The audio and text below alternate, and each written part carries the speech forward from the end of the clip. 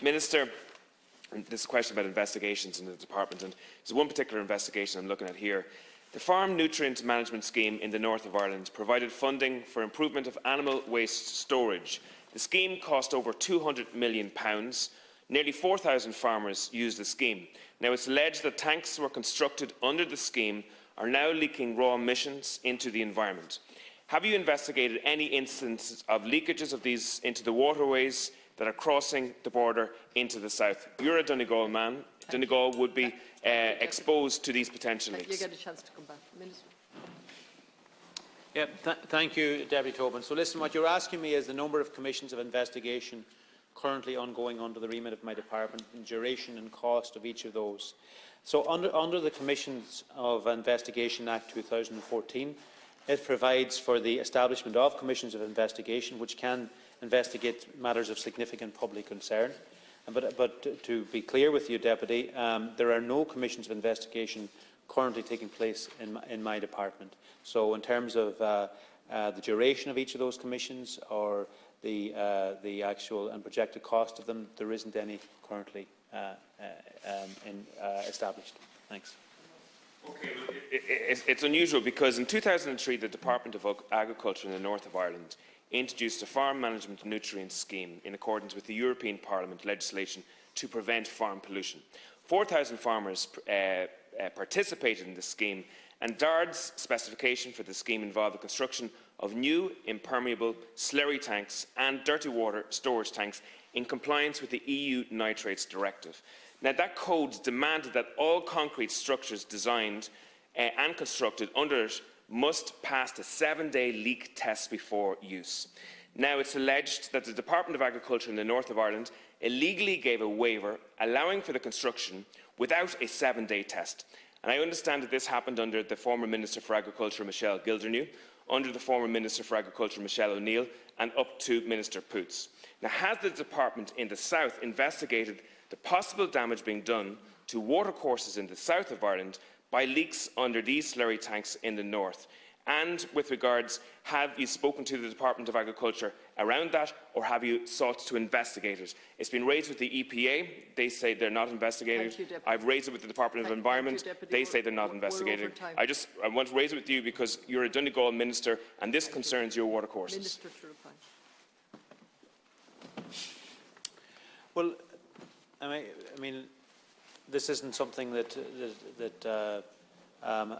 has been raised with me as an issue, Deputy Tobin, and obviously it's a matter best addressed to the Northern Irish administration, since it's a question specifically for them.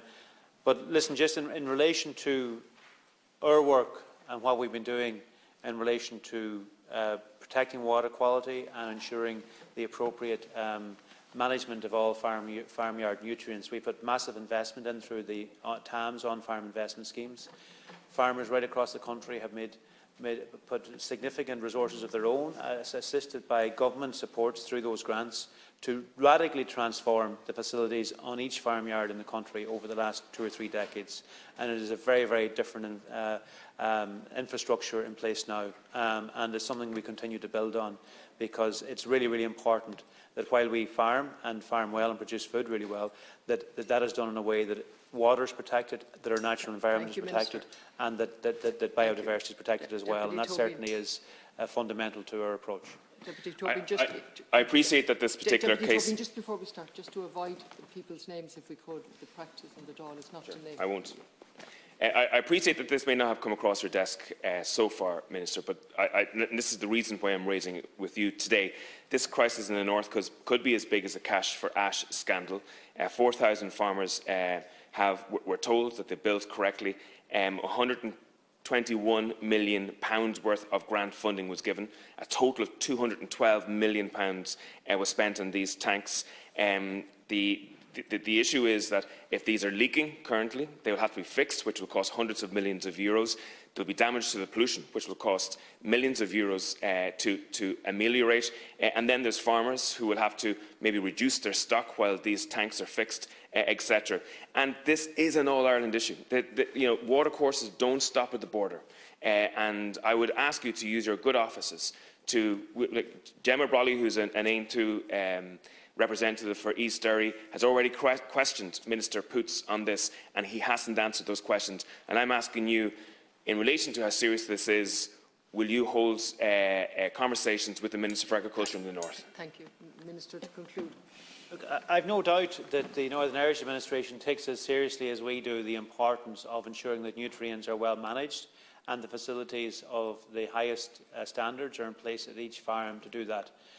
We give very massive support, grants of between 40% and 60% to support farmers to put in place slurry tanks, sheds, appropriate handling facilities, and farmers take it really seriously, and it's something I take very, very seriously because our environment is absolutely crucial to us, and central to that is the appropriate use of organic manure, or organic fertilisers, and appropriate storage of them.